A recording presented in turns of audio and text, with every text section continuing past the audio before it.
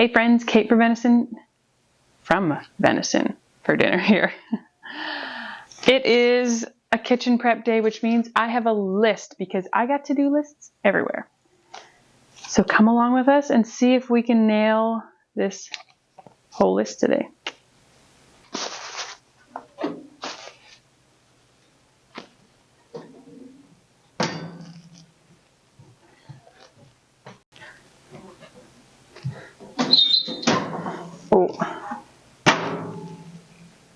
This culturing yogurt got forgot up here, and now it is a little separated and very cultured. And then I'm going to strain this one because I think it's going to be kind of strong tasting yogurt. But the rest were in a cooler and they will not be so strong. It always feels magic to me every time when it's like, oh, the yogurt worked. So I'm going to put these in the basement fridge, but I need to date them as well. So to the basement we go.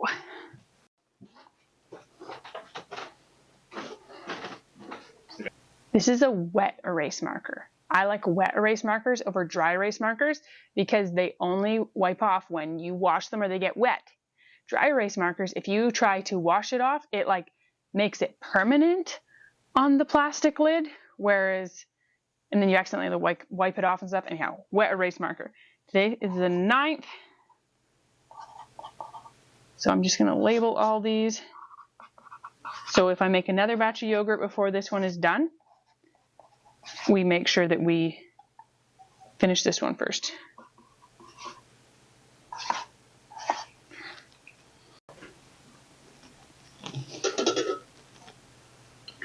Oh, I still have leftover pizza from a few days ago.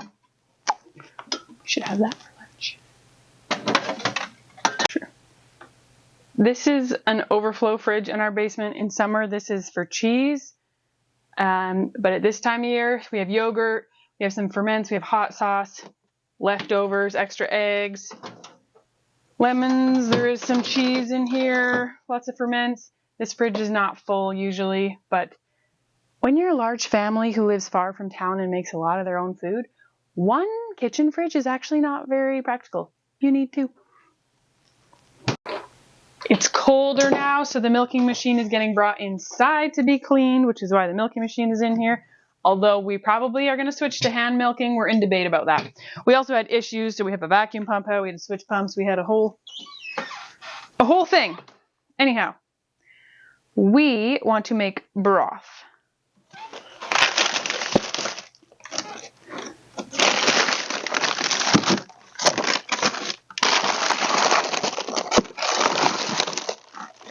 So this is a stew pan.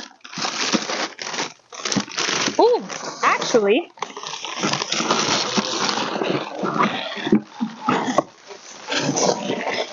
a turkey carcass, a raw one from when we cut apart a turkey. This will give me much freezer space back. Okay, we're gonna get this broth going.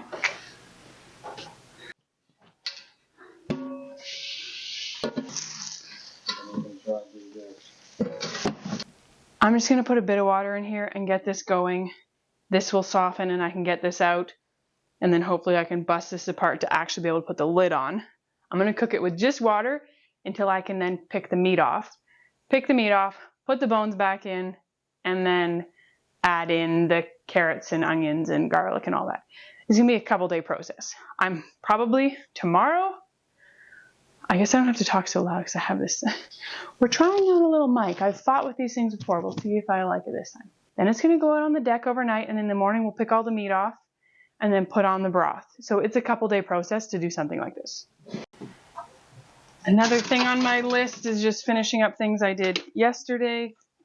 I made butter, and I always just put it to freeze before I put it in. Oh. Squirrels. We have a rule in our house. We have trapping freezers and we have food freezers. And there is not supposed to be trapping stuff in food freezers.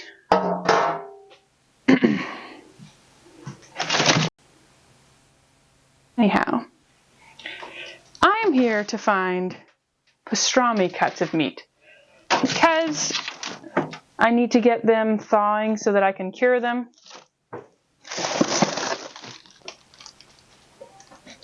I can also explain. That's a muskrat, by the way. Do you have a knife on you? Yeah.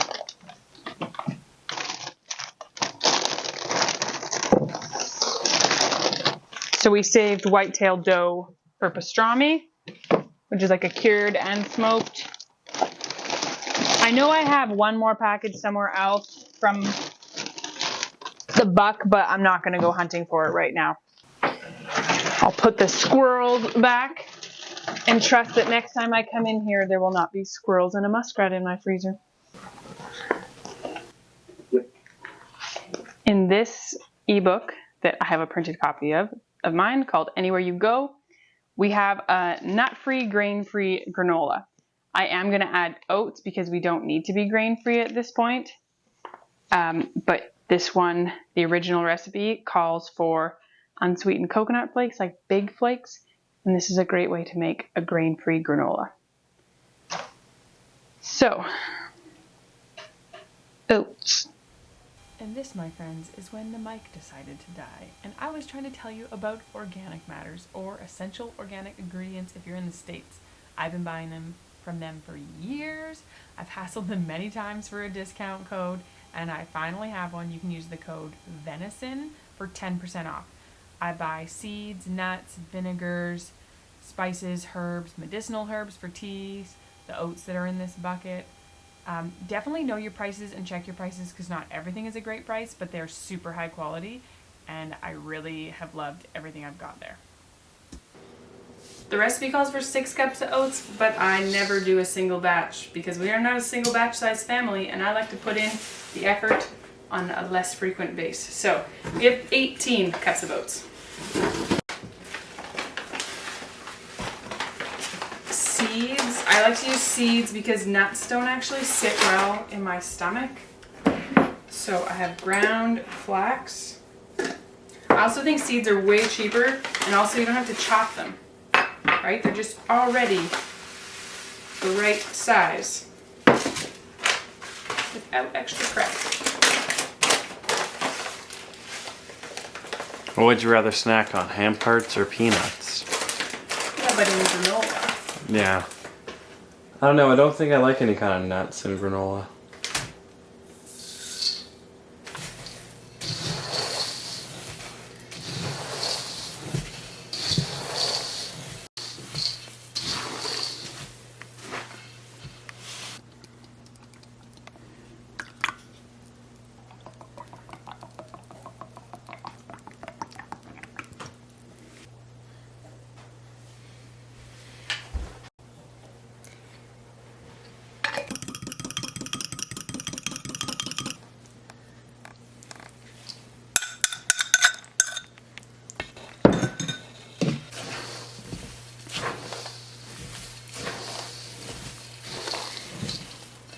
In our house, we don't have cereal for breakfast for many reasons. The main one being that after you eat cereal, you're hungry again soon after. It's just empty calories. So for that quick hitting breakfast, we do granola and milk. There's a couple in the house that are not as big a fan of granola, so when we do granola and milk, they just have a bowl of yogurt. So we always have lots of yogurt, lots of granola, unless it was this morning and we were out of both of those things. So this morning we had potatoes and eggs for breakfast, which is delicious, but it just takes so much longer.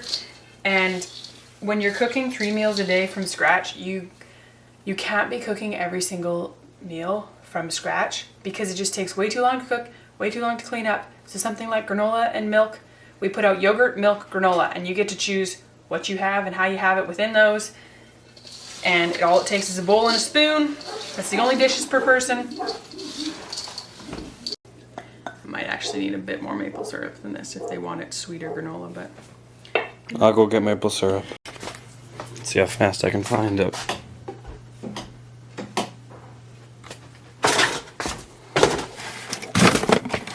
Bingo!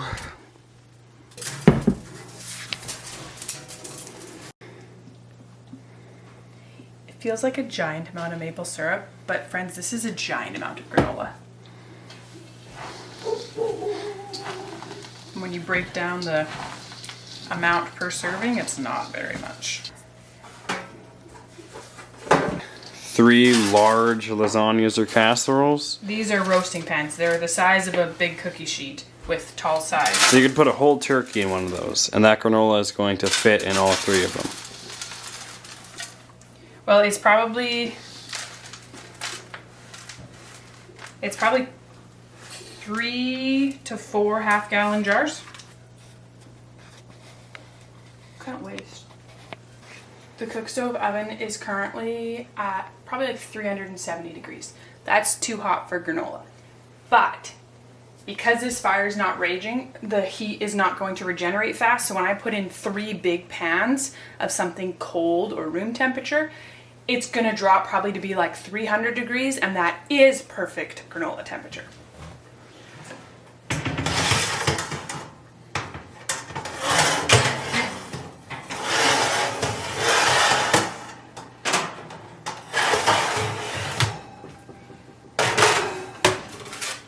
This is gonna take probably a couple hours in here.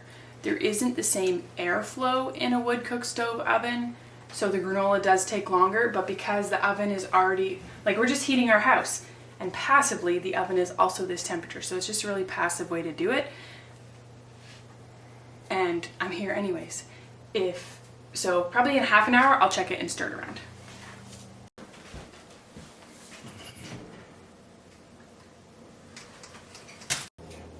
So I have got broth on, I bagged up the butter, yogurt away, granola's on.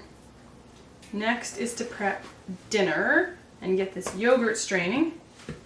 And then we are done our food prep for this afternoon, and we can go work on winter prep because we have a cold snap coming. So we need to get some animals tucked in a little better. Well, they've been just fine, but we've been flirting around freezing. But when we're suddenly like -20, which is about 0, -5 Fahrenheit, -20 Celsius, you need another level of bedding than when it's just at freezing. 0 Fahrenheit's -18. Yeah. I'm gonna go super simple. I have coconut aminos, which if you've never used coconut aminos, it's kind of like a thicker sweet soy sauce, but it's made from fermented coconut sap. So it's super hippie food. But it makes such a good marinade and sauce. So I'm just going to put some on one side, flip it to the other, and then the only other thing I'm going to do is garlic powder.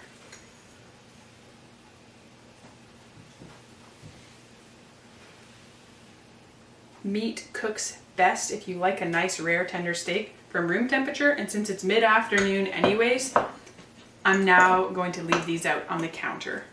They will be amazing at dinner time. I'll try to remember to show you. Care to explain yourself? This is actually perfect because I'm going to strain this yogurt and make yogurt cheese, which is very much like cream cheese, and we have some bagels that need to be ate.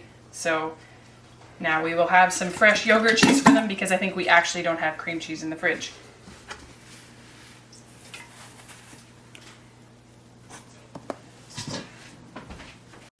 Super fancy hanging setup here. Ba ba ba, dun dun. Welcome. Man, remember that light bulb being brighter.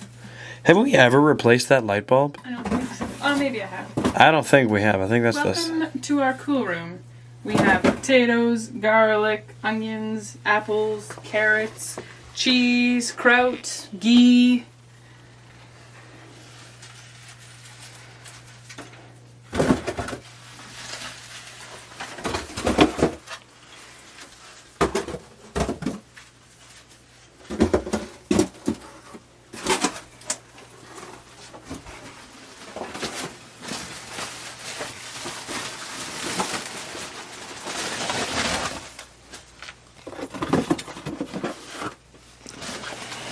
Got a little bit of everything in here.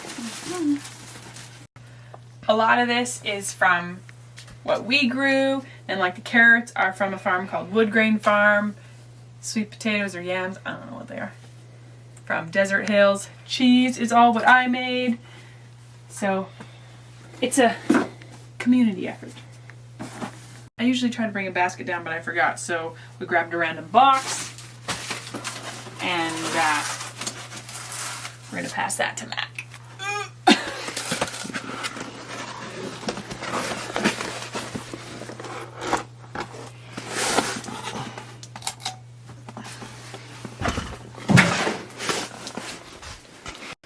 My temperature was dropping a little low, so I opened up the ash pan door a bit to get some more oxygen so that we can get a bit more heat.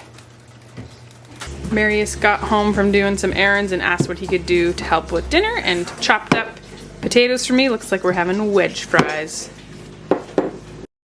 Friends, don't forget to like this video and comment if you enjoyed watching so far. It's so helpful to our family when you do that.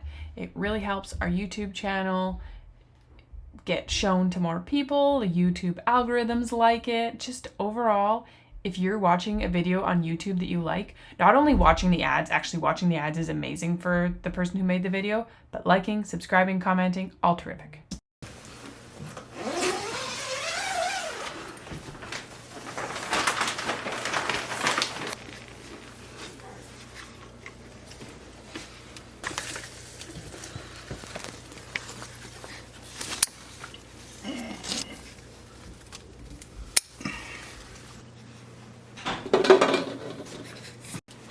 It's interesting how much bigger the ones on the top are than the bottom. Yeah, it's because the floor's cold, I think.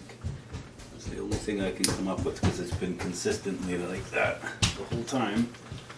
And I can feel this pepper's cold. I think that's what it is. All the heat's up there, which makes sense because heat rises. And everything on the bottom's struggling because of it. There are some big ones, but not near as many. Like, that's the difference right there. Top to bottom. Hey, baby. I know. So exciting, eh? The ones up top, for sure, I'll let them go as long as they can. This one hasn't changed in weeks. It's effectively drying out on its own. Now what are you gonna do? Good question. I don't know. Make sauce. Christmas presents. 2 weeks, I know that. If I'm going to burn myself, it is how badly. Oh, I can't wait to get my this. Hopefully. He's gonna make a fermented hot pepper sauce. He's got sea salt, non-iodized salt in non-chlorinated water from the Berkey, and then a jar with shoulders to it, because then it helps keep the stuff down below the surface. So he's only fermenting the habaneros. The other ones he's just drying.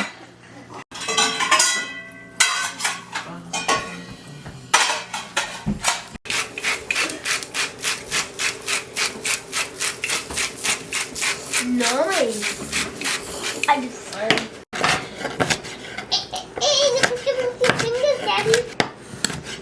Why are you touching? That much potato.